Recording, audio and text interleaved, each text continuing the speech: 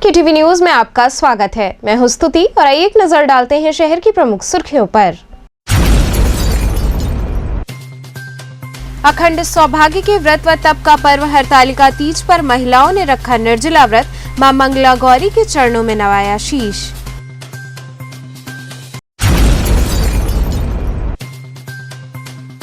सुभाषपा राष्ट्रीय अध्यक्ष ओम प्रकाश राजभर ने मीडिया के समक्ष कहा, भाजपा चुनाव आते ही करती है लुभावनी बातें।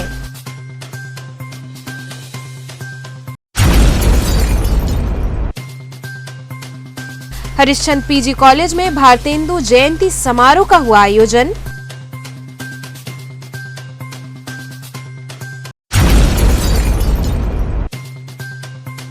और विधि के क्षेत्र में हिंदी को बढ़ावा देने हेतु जिला एवं सत्र न्यायालय में विधि पुस्तकों की लगाई गई प्रदर्शनी।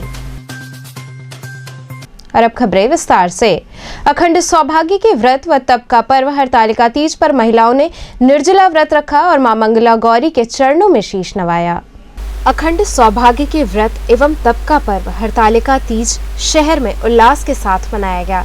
सुहागिन महिलाओं सहित कुंवारी कन्याओं ने प्रातः व्रत का संकल्प लिया और निर्जला व्रत रखकर भगवान शंकर व मां पार्वती का विशेष पूजन अर्चन किया। इस पर्व पर अचल सौभाग्य की देवी मां मंगला गौरी के दर्शन पूजन का विधान है।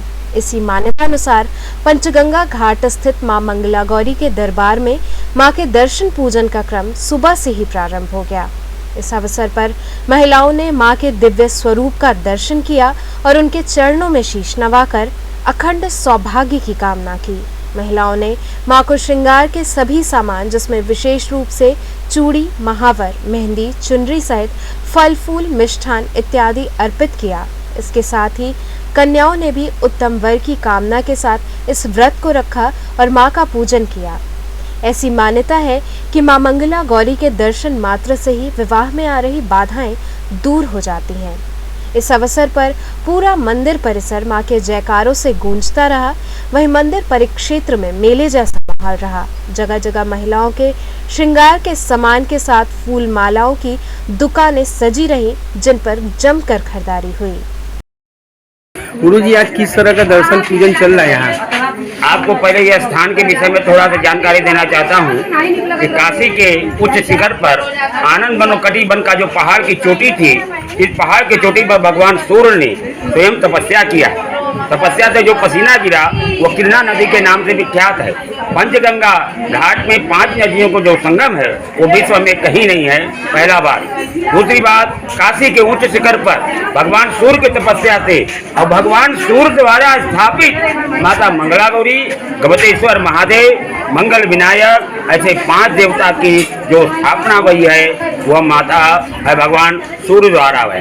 सूर्य के द्वारा स्थापित रहने के कारण आज हरतालिका व्रत तीज जो है ये माता पार्वती और शिव जी का ये पूजा है।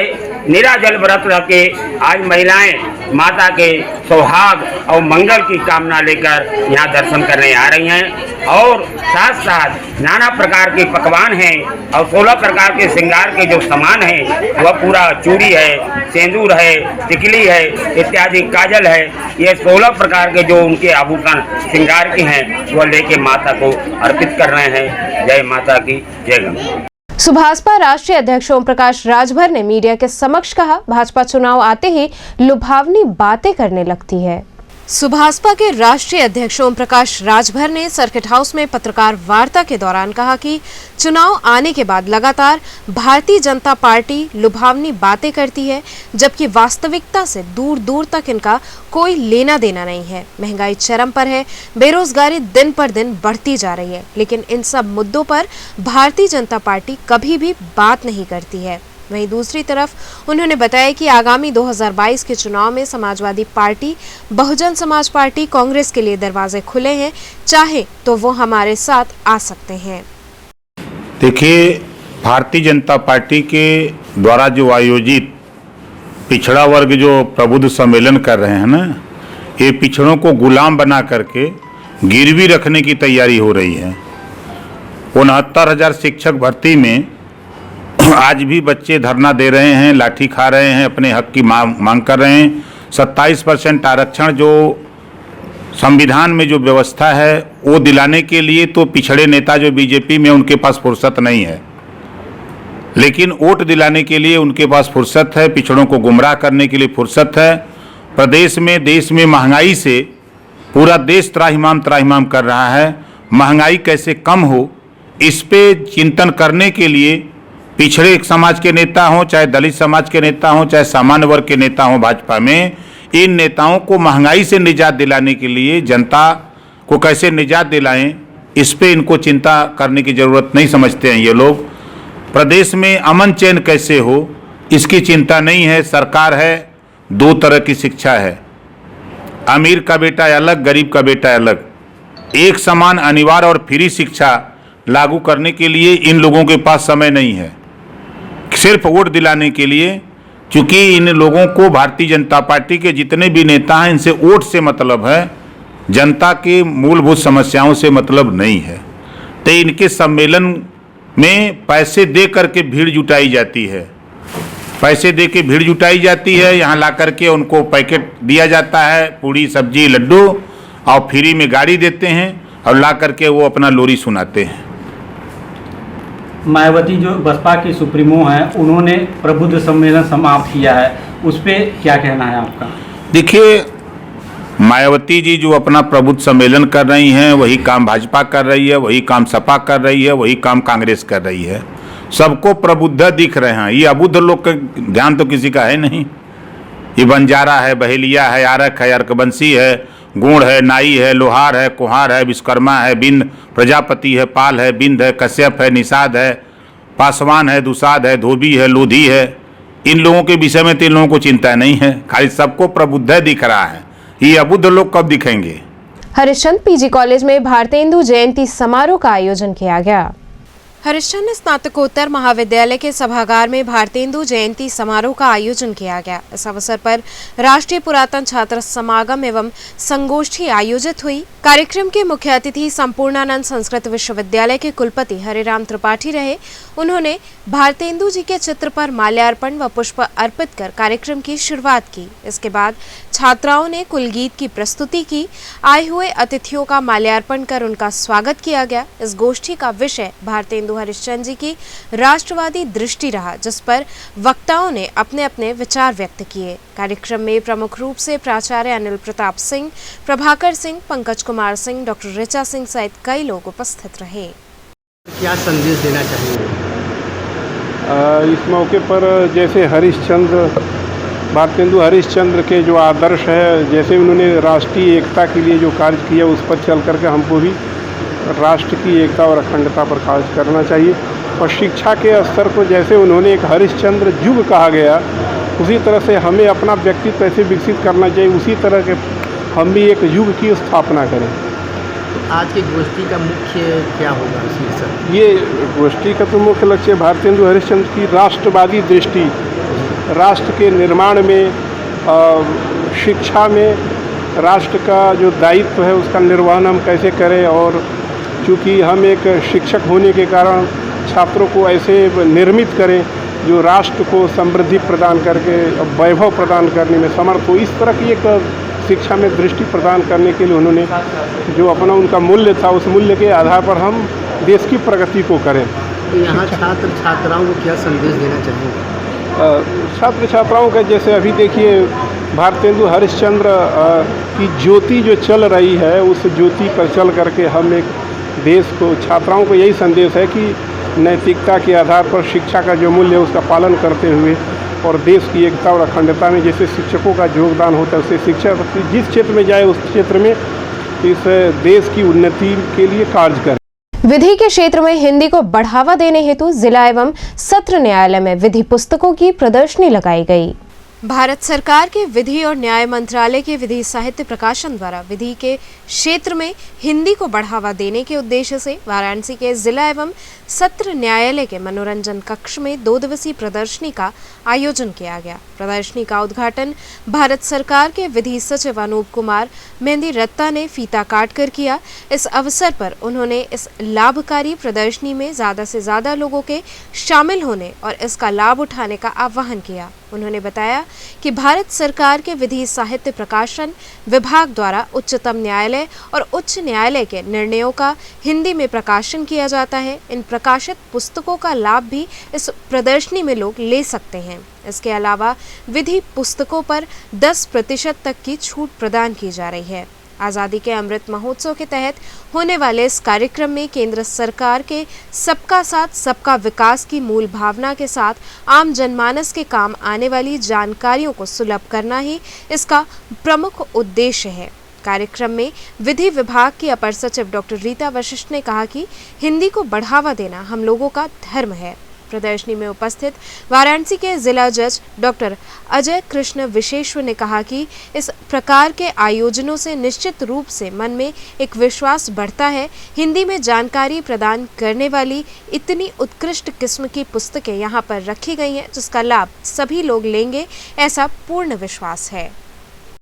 उच्च न्यायालय द्वारा उसके ऊपर चयनित तरीके से उन जजमेंट्स को चयन किया जाता है और उनको जो है तीनों पत्रिकाओं के अंदर जो है पब्लिकेशन किया जाता है। मैं यह भी आपको बताना चाहूँगा, क्योंकि यह स्वतंत्रता का हमारा जो है अमृत महोत्सव चल रहा है, तो 75 हफ्ते तक ये जो निर्णय दिए जाते हैं, जो हमारे पब्लिश किए जाते हैं 3 पत्रिकाओं के अंदर, इनको जो है निःशुल्क जो है पब्लिक को अवेलेबल किया जाएगा और इनको PDF फॉर्मेट के अंदर कोई भी डाउनलोड कर सकता है। और मुझे लगता है ये भारतीय नागरिकों के लिए एक बहुत बड़ा एक गिफ्ट समझिए कि जिसके अंदर स्टूडेंट्स, लॉयर्स, जजेस जो हैं इनको इस्तेमाल कर सकते हैं।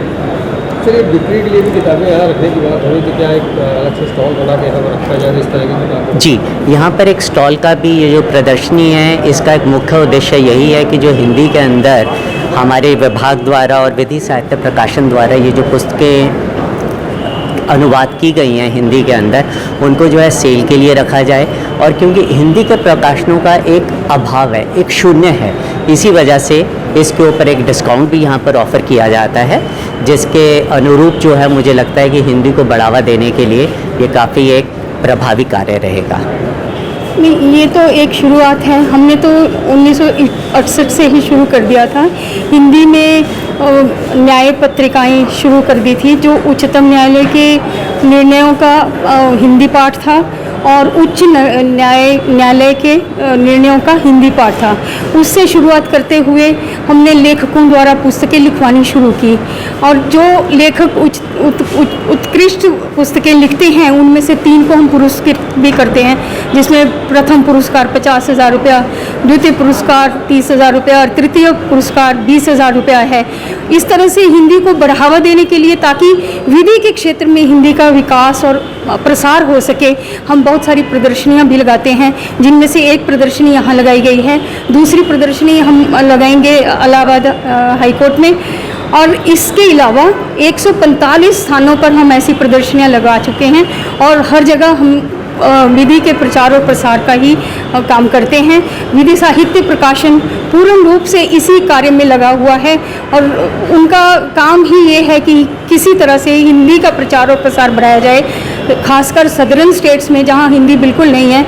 हमने केरला में प्रदर्शनी लगाई है, हमें बहुत हैरानी हुई कि वहाँ पर भी हमारी पुस्तकों का अच्छा विक्रय हुआ। इसी तरह हमने सिक्किम में प्रदर्शनी लगाई, जो कि हिंदी स्टेट नहीं है, वहाँ पर भी हिंदी का हमें बहुत एनकरेजमेंट मिली और हमें लगता है कि हम इसी तरह से आगे भी कार्य करते रहेंगे और हिंदी का प्रचार और प्रसार बढ़ाते रहेंगे। और प्रधानमंत्री जी का सपना सबका साथ, सबका विकास, सबका विश्वास और सबका प्रयास, इसको साकार करने में सहयोग जनता का मांगते रहेंगे। धन्यवाद। आज का कार्यक्रम बहुत सफल रहा और यहाँ पे विधि मंत्रालय के सेक्रेटरी और एडिशनल सेक्रेटरी आए थे, जिन्होंने आज यह कार्यक्रम का यहाँ पे कराया। सबसे बड़ी बात यह है कि जो विधि मंत्रालय है वह विधि साहित्य की पुस्तकें हिंदी भाषा में लोगों को उपलब्ध करा रहा है, जो कि बहुत उत्कृष्ट क्वालिटी की हैं और कीमतें जिनकी बहुत कम हैं, ताकि अधिक से अधिक लोग इन पुस्तकों का लाभ उठा सकें। तो मुझे पूरा विश्वास है कि यहाँ पर यह प्रदर्शनी बहुत सफल रहेगी, लोग इसका बहुत लाभ उठाएंगे और अधिक से अधिक लोग यहाँ पे आके हमारे न्यायिक अधिकारी, हमारे अधिवक्ता या अन्य लोग जो विधि की जानकारी जानने की इच्छा रखते हैं, वो सब यहाँ पे आएंगे और अधिक से अधिक पुस्तकें खरीदेंगे, जिससे कि उनको विधि की जानकारी हो सके और इसका लाभ उठा सके। आज भारतेंदु जी की जन्मतिथि भी मनाई जा रही है और इस तरह हिंदी का ये प्रचार प्रसार होगा, क्या कहेंगे उनकी जिस तरह उन्होंने हिंदी के लिए काम किया? तो हिंदी के लिए काम किया, निश्चित रूप से जो विधि मंत्रालय है वह भी इस दिशा में बहुत महत्वपूर्ण और सराहनीय कार्य कर रहा है, क्योंकि हिंदी की पुस्तकें वैसे ही कम हैं, लोग अंग्रेजी की पुस्तकें वगैरह ज़्यादा मिल जाती हैं, तो इसलिए इस विशेष रूप से जो आपने बताया कि भारतेंदु जी का ये है, तो उसमें जो है हिंदी का जो साहित्य है उसको विशेष रूप से बढ़ावा दिया जा रहा है जो विधि से संबंधित है, तो इसलिए यह भी जो है एक बहुत सराहनीय कदम है इस दिशा में। डॉक्टर सपना दत्ता की हत्या के आरोपी देवर की मंडलीय अस्पताल में मौत हो गई। संत रघुवर नगर कॉलोनी में कैंसर विशेषज्ञ डॉक्टर सपना दत्ता की हत्या के आरोपी उनके देवर अनिल कुमार दत्ता की बुधवार की देर रात मंडलीय अस्पताल में मौत हो गई। जिला जेल प्रशासन के अनुसार आरोपी अनिल ब्लड प्रेशर और शुगर की समस्या से पीड़ित था। भाभी की हत्या के बाद बीते 22 जुलाई को उसे जेल में भेजा गया था। तब से उससे कोई मिलने भी नहीं आया था, इस वजह से वो अवसादग्रस्त रहता था। सुबह के समय लगभग 5 बजे हमारी जेल में निरुद्ध बंदी अनिल दत्ता उसकी डेथ हुई है, और ये बंदी जो था 22 जुलाई को कारागार में हत्या के मामले में दाखिल हुआ था, क्योंकि ये अपनी भाभी की हत्या में था, तो आने के बाद से ही थोड़ा तनाव में था और शुगर और बीपी का पेशेंट था। तो इसकी अभी 27-28 की डेट में इसको बीपी और शुगर की जो दिक्कत थी, तो शुगर कम होने के कारण बेहोश हो गया था, अनकॉन्शियस हो गया था। तो हम लोग इसे जिला अस्पताल भेजे थे। जिला अस्पताल दूसरे दिन 28 को फिर भेजे थे। फिर उन्होंने रेफर BHU किया, BHU में इसका चिकित्सा उपचार कराया गया, और वहाँ से जो उन्होंने दवाएं एक्सपर्ट ने संदर्भित की थी उन दवाओं दी जा रही थी, और इसे जेल अस्पताल में रह के उपचार किया जा रहा था। और रात आज भी जो है इसी में इसकी थोड़ी अनकॉन्शियसनेस फिर हुआ, इसे जिला अस्पताल भेजा गया चौरा, वहाँ पर सुबह 5:10 पर इसकी डेथ हो गई परीक्षण उपरांत डॉक्टर ने किस तरह बताया किस तरह से इनकी मृत्यु हुई है? अब वो तो पोस्टमार्टम रिपोर्ट आने के बाद ही पता लगेगा कि कॉज ऑफ डेथ क्या है। अभी जो तात्कालिक लग रहा है कि वो या तो शुगर की वजह से उनकी डेथ हुई हो, क्योंकि अनकॉन्शियस हो गए थे, तो शुगर कम हो गई होगी पहले भी, क्योंकि 1-2 बार हुई थी और हम लोग भेजे इलाज कराए हैं, तो ऐसा लगता है। लेकिन फाइनली जो है वो पोस्टमार्टम रिपोर्ट ही बताएगी। BHU ने एक बार फिर NIRF रैंकिंग में विश्वविद्यालय श्रेणी में 3रा स्थान प्राप्त किया। काशी हिंदू विश्वविद्यालय ने एक बार फिर NIRF रैंकिंग में विश्वविद्यालय श्रेणी में 3रा स्थान हासिल किया है। शिक्षा मंत्री धर्मेंद्र प्रधान द्वारा जारी इंडिया रैंकिंग 2021 में BHU को देश का 3रा सर्वश्रेष्ठ विश्वविद्यालय घोषित किया गया। ये लगातार 5वीं बार है जब देश भर में विश्वविद्यालयों में 3रे सर्वश्रेष्ठ संस्थान के रूप में काशी हिंदू विश्वविद्यालय का चयन हुआ है। देश के सर्वश्रेष्ठ उच्च शिक्षण संस्थानों की ओवरऑल रैंकिंग में BHU को 10वां स्थान हासिल हुआ है। अधीक्षक जी, NIRF में BHU का 3रा रैंक है, इसको लेकर कितना उत्साह है आप लोगों में, क्या कहना सबसे पहले तो मैं सभी काशी हिंदू विद्यालय के सभी छात्र कर्मचारी शिक्षक को बधाई देना चाहूँगा, जो जिनके मेहनत के कारण BHU को पुनः NIRF में 3रा रैंकिंग मिला है। और शीर्ष नेतृत्व को भी मैं एक बार पुनः बधाई देना चाहूँगा, जो हमारे कुलपति महोदय हैं उनको भी, कि जिनके प्रयास से हो पाया। और मैं आशा करूँगा भविष्य में भी हमारे रैंकिंग और ऊपर जाए और यहाँ शोध के और भी सारे आयाम आए, जिससे कि हमारा रैंकिंग और ऊपर जाए। जी, अभी बनारस हिंदू यूनिवर्सिटी का NIRF में 3रा स्थान आया है, कितना हर्षोल्लास का ये विषय? जी, ये हमारे लिए काफ़ी गर्व का विषय है कि NIRF की रैंकिंग में काशी हिंदू विश्वविद्यालय को 3रा स्थान मिला है। लेकिन मेरा ये मानना है कि हर विश्वविद्यालय का अपना एक स्वरूप होता है और अपना एक शैक्षणिक वातावरण होता है और अपना एक शैक्षणिक जो है अपना एक मूल स्वरूप होता है। तो उस अगर दृष्टि से देखें तो काशी हिंदू विश्वविद्यालय जितने भी संस्थान हैं देश भर में, उनसे अपना एक अलग स्वरूप रखता है, एक अलग अपना व्यवहार रखता है। तो यद्यपि उसका 3रा स्थान आया है, लेकिन कुछ मेरा मानना है कि अगर मापदंडों को ठीक से देखा जाए तो काशी हिंदू विश्वविद्यालय निसंदेह देश में प्रथम आने की भी स्थिति में रहेगा। और कुछ चीज़ों में काशी हिंदू विश्वविद्यालय को सुधार की आवश्यकता है और उसमें रैंकिंग में अब जब पता चला है तो उसमें ज़रूर प्रशासन और छात्र और शिक्षक मिलकर उसमें सुधार की गुंजाइश जहाँ है हम करेंगे और इस रैंकिंग में भी हम प्रथम आएंगे। यहाँ वक्त हो चला एक छोटे से ब्रेक का, बने रहिए KTV के साथ।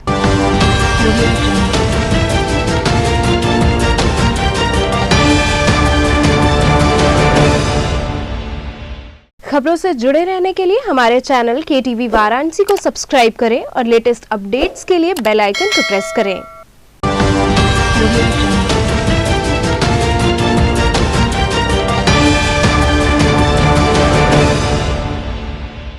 ब्रेक के बाद आपका स्वागत है। डेंगू के बढ़ते प्रकोप को देखते हुए विभिन्न क्षेत्रों में निःशुल्क डेंगू जांच शिविर आयोजित हुआ। सुसवाही स्थित काशी विद्यापीठ ब्लॉक के ग्राम सचिवालय पर 2 दिवसीय डेंगू जांच शिविर का आयोजन किया गया। 2 दिनों के कैंप के दूसरे दिन लगभग 50 से 60 महिला, पुरुष व बच्चों का ब्लड सैंपल लिया गया। कैंप में ब्लड सैंपल देने के लिए लोगों का तांता लगा रहा। सुसवाही ग्राम प्रधान प्रतिनिधि गुड्डू पटेल ने बताया कि कैंप का क्षेत्र की जनता आकर लाभ ले रही है। उन्होंने बताया कि क्षेत्र में जगह जगह पानी इकट्ठा है, जिस कारण डेंगू मलेरिया काफी तेजी से फैल रहा है। डेंगू के लार्वा को नष्ट करने के लिए दवा का लगातार छिड़काव करवा रहे हैं। इसके बाद भी जिन लोगों में डेंगू के लक्षण मिल रहे हैं उन्हें कैंप में बुलाकर उनका ब्लड सैंपल लिया जा रहा है। साथ ही उन्हें डेंगू की दवा भी दी जा रही है। कैंप के दौरान डॉक्टर नरेंद्र भारती, प्रभाशंकर सिंह, फार्मासिस्ट अरुण वर्मा, मंजू देवी, नीरज सिंह सहित अन्य लोग मौजूद रहे। आज हमारे यहाँ कल से ही डेंगू और मलेरिया के जांच का कैंप लगाया गया है, जो कि हम लोग अपने माध्यम से डॉक्टर साहब से ब्लॉक से रिक्वेस्ट करके लगवाया गया है। आप जैसा कि जानते हैं कि इस महामारी में डेंगू और मलेरिया बहुत तेज़ी से फैल रहा है।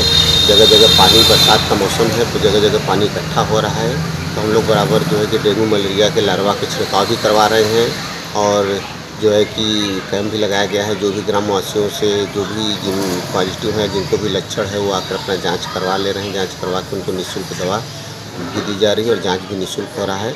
हम लोगों का यही है कि हम लोग अपने ग्राम सभा से पूरी तरीके से। अब तक कितने जाँच हुए? अब तक लगभग 50 जाँच हो चुके हैं और हम लोग का प्रयास है कि हम अपने क्षेत्र से पूरी तरीके से डेंगू और मलेरिया को खत्म करें। लगातार हम लोग का प्रयास जारी है और आगे भी जारी रहेगा। इसी कड़ी में समाजवादी पार्टी पिछड़ा वर्ग प्रकोष्ठ के महानगर महासचिव अमन यादव की पहल पर गंगा के तटवर्ती इलाके सीर गोवर्धनपुर में निःशुल्क जांच शिविर लगाया गया। इस जांच शिविर में लोगों के निःशुल्क डेंगू, मलेरिया और वायरल फीवर की जांच करवाई गई थी। इस संबंध में अमन यादव ने बताया कि बाढ़ में सीर गोवर्धनपुर, चित्तूपुर, भगवानपुर आदि इलाकों में जलभराव हो गया था। गंगा में बाढ़ के खत्म होने के बाद भी पानी अभी भी निचले इलाकों में भरा हुआ है, जिससे इन क्षेत्रों में डेंगू का प्रकोप बढ़ गया है। समाजवादी पार्टी की तरफ से सीर गोवर्धनपुर में स्थित रविदास प्राथमिक स्कूल में निःशुल्क डेंगू जांच शिविर का आयोजन किया गया था। उन्होंने बताया कि 97 लोगों का ब्लड सैंपल लिया गया था, जिसमें से 44 लोग डेंगू से पीड़ित पाए गए हैं, जो कि बहुत ही डरावना आंकड़ा है। उन्होंने बताया कि डेंगू को लेकर शासन और प्रशासन कोई भी ध्यान नहीं दे रहा है, सिर्फ दवा का छिड़काव किया जा रहा है। उन्होंने जिलाधिकारी से निवेदन किया है कि भगवानपुर, चित्तूपुर एवं सीर गोवर्धनपुर में कैंप लगाकर लोगों की जांच कर उन्हें निःशुल्क दवा का वितरण किया जाए। इन क्षेत्रों में लोग डेंगू से काफी पीड़ित हैं, जो विभिन्न अस्पतालों में भर्ती हैं। अमन जी, अभी आपने डेंगू को लेकर एक कैंप लगवाया था, किस तरह क्या स्थिति है, क्या हालात है अभी डेंगू को लेकर और कितने मरीज वहाँ पे निकले हैं जहाँ पे आपने कैंप लगवाया था? देखिए, स्थिति तो जो है कि स्थिति बहुत ही ज़्यादा डरावना किस्म का है। स्थिति बहुत डरावना है, इसलिए कि हम लोगों ने कैंप लगाया। दोपहर 1 से शाम 5 बजे तक सैंपल लिया गया, जिसमें 97 लोगों का सैंपल लिया गया। तो 97 लोगों में से जो रिपोर्ट जब आया तो वह रिपोर्ट चौंकाने वाला था। 97 लोगों में से 44 रिपोर्ट जो है कि पॉजिटिव आ गए, डेंगू पॉजिटिव। इसलिए हमारे गांव में वोटर आईडी पे, वोटर लिस्ट में जो है कि 18 साल उम्र के ऊपर वालों का वोटर लिस्ट में आईडी में नाम जुड़ा है, उनका जो है कि संख्या जो है कि 10,000 है। 10,000 वोटर है। अगर खाली वोटरों का 10,000 लोगों का जांच हो जाए डेंगू का, तो हमें लगता है कि लगभग 5,000 के करीब सिर्फ गाँव में निकल जाएंगे। और प्रशासन की तरफ से कोई कार्रवाई नहीं है। रोज़ फ़ोन करें तो दवा का छिड़काव कभी कभी सब होता है, लेकिन अभी तक हम लोगों ने डीएम साहब को, जिलाधिकारी महोदय को हम लोग लिख कर दिए थे कि सर ऐसी ऐसी समस्या है, गांव में जो है कि शिविर लगाया जाए, जिससे लोग डेंगू से पीड़ित हैं, बुखार से पीड़ित हैं, फ्री में जांच का शिविर लगाया जाए, स्वास्थ्य शिविर लगाया जाए। तो वहाँ से सिर्फ सीएमओ द्वारा टीम आई थी गांव में, लेकिन दवा छिड़काव हुआ और ये जांच नहीं था। हम नौजवान साथी, हम समाजवादी पार्टी के लोग आपस में चंदा एकत्रित करके हम लोगों ने गाँव में कैंप लगाने का कार्य किया। तो उससे जो रिपोर्ट आई है, ये बाढ़ग्रस्त एरिया जो है कि छित्तूपुर, सीर, भगवानपुर, बता रहे हैं आपको, जो पेपरों में निकलता है 6, 7, 8, वो आंकड़ा बहुत दूर चला जाएगा। जब आप समझ सकते हैं 97 में से 44 मरीज पॉजिटिव आ सकते हैं, तो और का स्थिति ही छोड़िए, कितने हालत गंभीर के लोग अभी बता रहे हैं। सबका रिपोर्ट अच्छे से किया गया था और पूरा जांच, पूरा सैंपल घर हम लोग पहुँचाया गया। उसमें से कई लोग का हालत ख़राब था, कोई गंगाराम भट्ट में भर्ती है, तो कहीं घर पे इलाज चल रहा है। स्थिति बहुत ही डरावना है। भारतीय मजदूर संघ ने अपने मांगों के समर्थन में डीएम को ज्ञापन सौंपा। भारतीय मजदूर संघ ने खाद्य पदार्थ एवं दवाइयों के मूल्य में तीव्र वृद्धि से कर्मचारियों का जीवन कठिन होने पर व अंतर्राष्ट्रीय मूल्य में बढ़ोतरी के नाम पर देश में खाद्यान्नों की कीमतें बढ़ाए जाने पर जिलाधिकारी के माध्यम से प्रधानमंत्री को ज्ञापन सौंपा, जिसमें उन्होंने अपनी 7 सूत्री मांगों को लेकर बताया कि उत्पादनकर्ता द्वारा प्रत्येक वस्तु की लागत की घोषणा अनिवार्य रूप से कानून बनाकर किया जाए, आवश्यक वस्तु एवं पेट्रोलियम पर नियंत्रण रखना, पेट्रोलियम पदार्थों के प्रतिदिन कीमत निर्धारण पद्धति का समापन करना और पेट्रोलियम पदार्थों को जीएसटी के दायरे में लाया जाए, किसानों को पारिश्रमिक भुगतान द्वारा खाद्य पदार्थ के उत्पादन में बढ़ोतरी हेतु कदम उठाया जाए। उन्होंने कहा कि हमारी मांगों की जल्द से जल्द सुनवाई की जाए, अन्यथा हम विरोध करने पर विवश होंगे। आज हम लोगों ने भारतीय मजदूर संघ केंद्र के आह्वान पे बेलगाम बढ़ती हुई महंगाई के खिलाफ पूरे जिले में, भारतवर्ष के सारे जिलों में हम लोगों ने ज्ञापन दिया। हमारा आज का ज्ञापन प्रधानमंत्री माननीय मोदी जी के नाम संबोधित ज्ञापन था, जिसको हमने जिलाधिकारी के माध्यम से प्रधानमंत्री जी को सौंपा। आज के हमारे ज्ञापन में 7 सूत्री मांगे थी, जिसमें प्रमुख रूप से उत्पादनकर्ताओं द्वारा जो वस्तुओं की लागत की घोषणा करना, जिसे अनिवार्य करना, पेट्रोलियम पदार्थों के जो मूल्य बढ़ रहे हैं उस पर नियंत्रण करना, पेट्रोलियम पदार्थों पर जीएसटी लगाना, साथ ही साथ जो गैर वाजिब लाभ रोकने के लिए जो स्टोरेज वगैरह करते हैं बड़े उद्योगपति, बड़े उत्पादनकर्ता, उस पर वस्तु अधिनियम लगाना और बढ़ती हुई महंगाई को मेंटेन करने के लिए निजी प्राइवेट सेक्टरों में, सरकारी क्षेत्रों में जो कार्यरत हमारे कर्मचारी भाई, हमारे मजदूर साथी हैं, उनके वेतन में वृद्धि करना, साथ ही साथ किसानों को बढ़ावा देना, उनको उनका एक निश्चित पारिश्रमिक निर्धारित करना, जिससे किसान उत्पादन में बढ़ोतरी कर सकें। ऐसे मांगे हमारे आज के इस ज्ञापन में थी। ज्ञापन तो कई लोग देते हैं, धरना प्रदर्शन भी हो रहा है जी, लेकिन सरकार सुन नहीं रही है। देखिए, सरकार नहीं सुनेगी। एक ज्ञापन और ज्ञापनों से अंतर है। ये भारतीय मजदूर संघ का ज्ञापन है।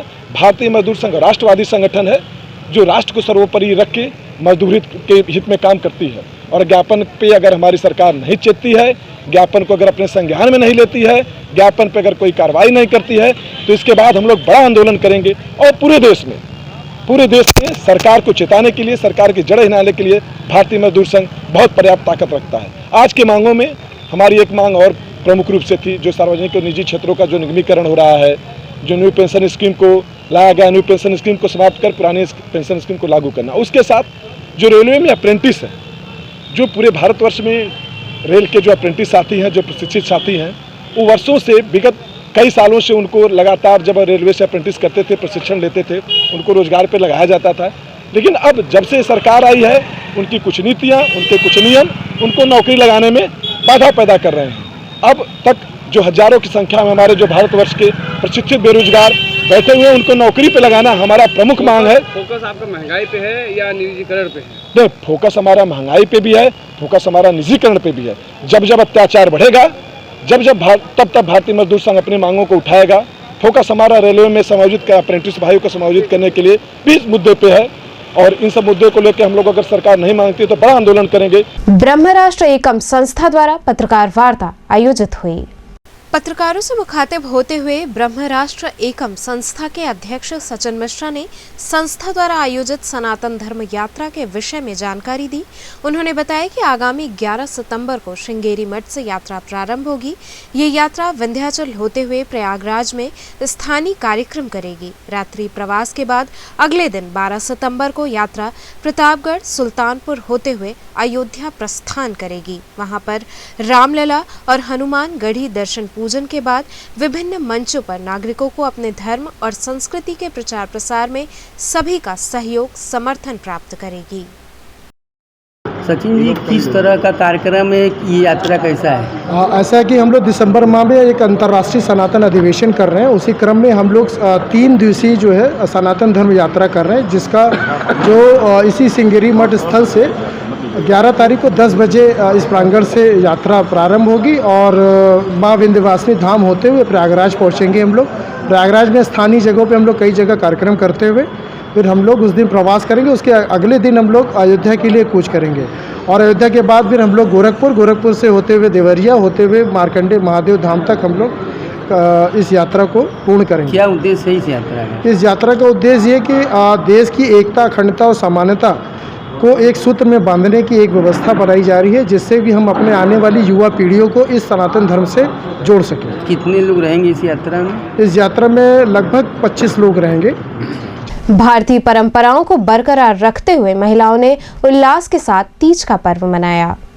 काशी में तीज का त्योहार खुशी के साथ मनाया जा रहा है, जहां काशी की विभिन्न सामाजिक संस्थाओं के द्वारा इस त्योहार पर अनेक कार्यक्रम के माध्यम से लोगों को संदेश दिया जा रहा है। तो वहीं सोनी जायसवाल व पूनम सिंह ने बताया कि तीज का त्योहार हमारे लिए बहुत ही मायनों में खास है, क्योंकि इस त्योहार पर महिलाएं पति की लंबी आयु के लिए व्रत रखती हैं, श्रृंगार करती हैं, क्योंकि इस दिन भगवान शिव के लिए माता पार्वती ने व्रत रखा था। तीज का माहौल देखकर लग रहा है कि भारतीय परिवेश परिधान में भारतीय श्रृंगार ही हमारी संस्कृति की पहचान है और यही आने वाली पीढ़ी को भारतीय संस्कृति एवं संस्कार से रूबरू कराती है। पूनम जी, किस प्रकार का कार्यक्रम आज किया जा रहा है? आज हम लोग हरितालिका तीज का त्यौहार मना रहे हैं, आपस में सभी बहनें मिल करके खुशियाँ बांटे हैं। क्या महत्व है ये तीज त्यौहार का? इस तीज का ये महत्व है कि हम अपने पति के लिए सुहानी में निराजल व्रत करती हैं, जैसे शंकर जी को पाने के लिए पार्वती जी किया है। क्या क्या कार्यक्रम का ये रूपरेखा है? कार्यक्रम का आयोजन ये है कि हम लोग मेहंदी लगाना और अपनी सहेलियों के साथ एंजॉय, खुशी मनाना और साड़ी का वितरण और बहुत सारे गिफ्ट वगैरह। तो चलते चलते पुनः एक नजर डालते हैं शहर की प्रमुख सुर्खियों पर। अखंड सौभाग्य के व्रत व तप का पर्व हरतालिका तीज पर महिलाओं ने रखा निर्जला व्रत, मां मंगला गौरी के चरणों में नवाया शीश।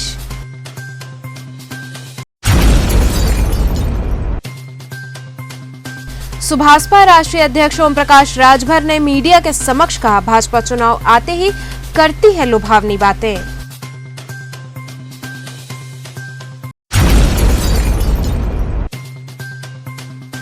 हरिश्चंद्र पीजी कॉलेज में भारतेंदु जयंती समारोह का हुआ आयोजन।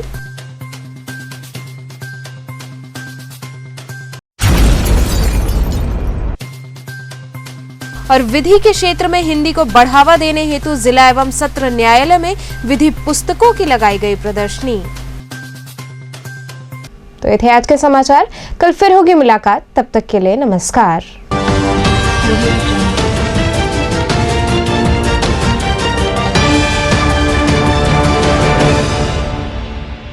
खबरों से जुड़े रहने के लिए हमारे चैनल KTV वाराणसी को सब्सक्राइब करें और लेटेस्ट अपडेट्स के लिए बेल आइकन को प्रेस करें।